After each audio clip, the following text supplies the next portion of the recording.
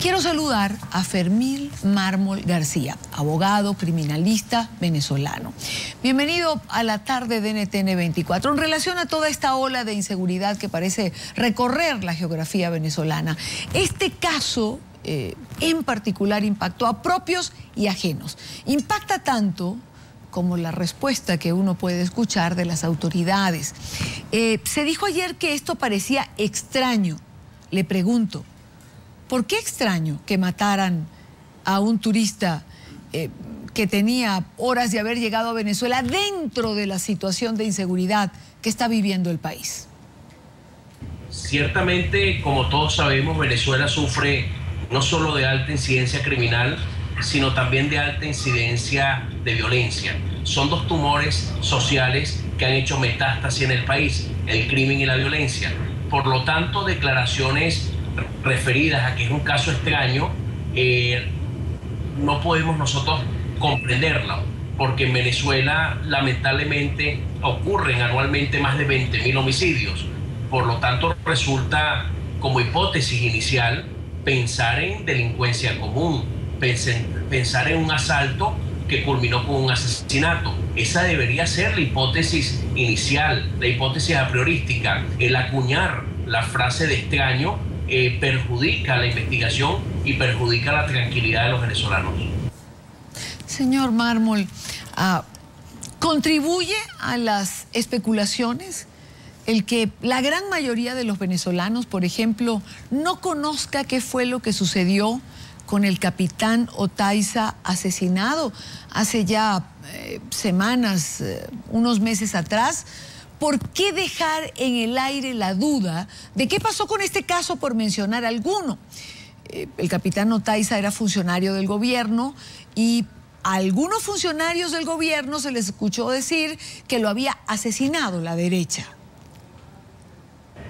Realmente en la investigación criminal de un hecho violento es contraproducente agregar elementos políticos, agregar elementos partidistas. Es un error el haber emitido una declaración por un alto personero gubernamental, en el caso del capitán Eliezer Otaiza, quien fungía como presidente del Cabildo del municipio Libertador, en donde la hipótesis era referida a que se trataba tal vez de una actividad de grupos de derecha, de grupos de oposición. Eso fue un error, es dañino, y mucho más cuando la investigación ha determinado que se trató de una banda criminal infanto-juvenil, constituida por menores de edad y jóvenes venezolanos.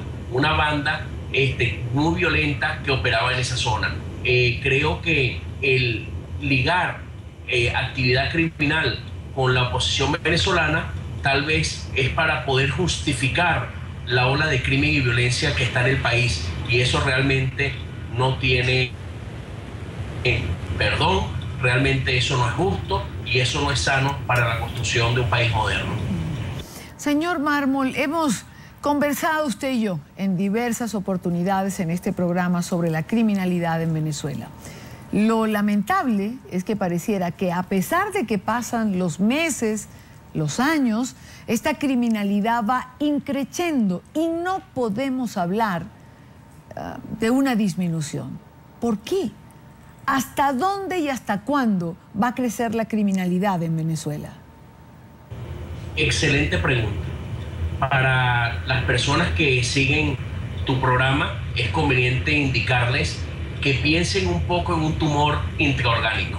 Cuando en un tumor intraorgánico se aplican recetas médicas erróneas, ese tumor orgánico hace metástasis en otros órganos del cuerpo. Igual ha pasado en Venezuela con el crimen y la violencia.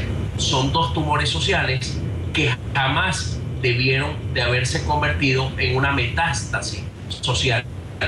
Eso ocurrió porque en Venezuela, debajo del manto de la denominada Revolución Bolivariana, han existido 21 distintos planes de seguridad. Escúchese bien, no un plan, no dos planes, no tres, 21 planes de seguridad dentro de la Revolución Bolivariana que fueron fallidos, fueron equívocos algunos de ellos, y otros ni siquiera se iniciaron, sino solo se anunciaron, como por ejemplo el Plan Ruta Segura. Y cuando usted le aplica recetas erróneas a la lucha contra el crimen y la violencia y a la prevención del crimen y la violencia, bueno, esos problemas se profundizan. Y eso es lo que ha pasado en Venezuela. Todos los sitiales de deshonor en que se encuentra Venezuela en materia de homicidio, siendo el segundo país con más homicidios de América y estando dentro de los 5 países con más homicidios de todo el planeta. O cuando hablamos del secuestro, que somos el 7º país con más secuestros per cápita de todo el globo terráqueo.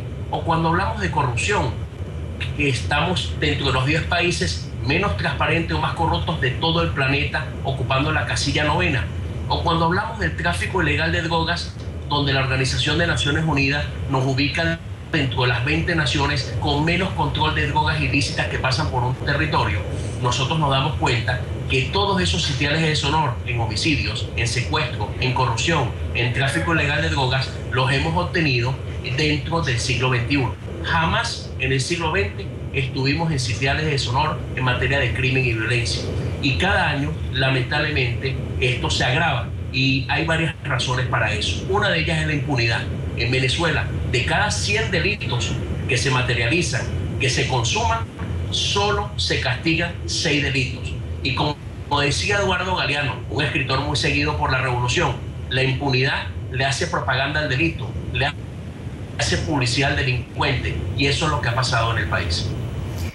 Señor Mármol, cuando uno escucha su razonamiento o escucha las cifras en este sitial de deshonor que ocupa Venezuela en varios renglones, uno se pregunta, ¿es más fácil reprimir estudiantes que protestan en la calle o reprimir factores de oposición que atacar los problemas graves que tiene la sociedad venezolana?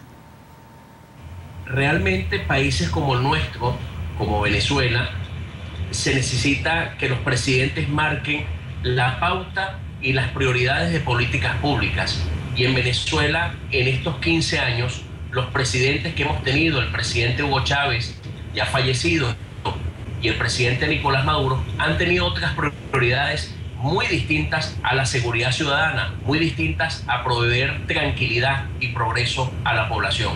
Si hablamos del presidente Chávez, tal vez sus prioridades, la historia los recogerá como hacer una nueva constitución, desmontar el proceso de anexación, la línea de países no alineados, tal vez la explotación petrolera y el poder a través del Caribe y Suramérica, las misiones sociales de algún modo, perpetuarse en el poder.